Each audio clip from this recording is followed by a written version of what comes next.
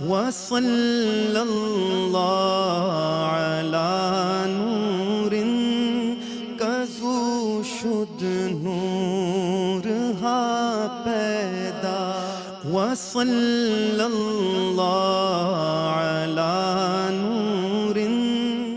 اب وہ میں شائلہ صاحبہ سے گزارش کروں گا کہ آج 11 ستمبر بھی ہے اور قائد اعظم محمد علی جناح صاحب کا ذکر کیا ابھی میرے محترم ساتھی نے، اور آج ان کا یوم وفات بھی ہے.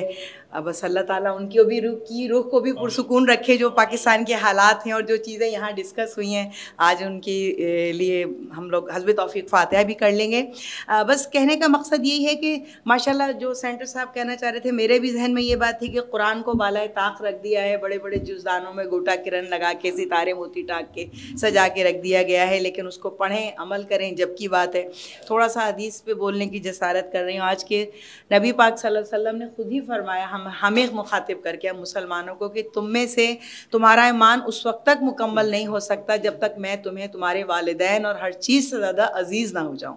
تو کیا آج ہمارے بچوں میں، ہم میں کیا کوئی ایسا جذبہ، کوئی ایسا کلچر، کوئی ایسا ٹرینڈ نظر آتا ہے؟ کہیں دور دور تک نظر نہیں آتا.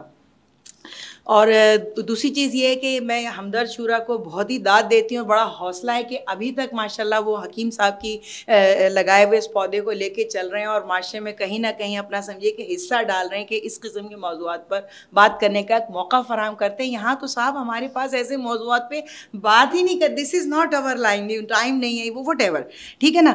اس میں بھی آپ دیکھیے اٹینڈنس کیسے دن بدن جو ہے وہ معذرت کے ساتھ with due respect of my all honourable members کہ جو ہے وہ کم ہوتی جا رہی ہے.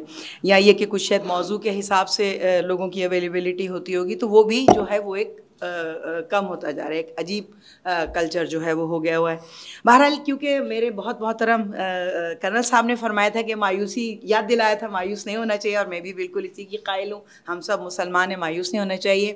اللہ سے اچھے کی امید ہے، امید پہ دنیا قائم ہے انشاءاللہ.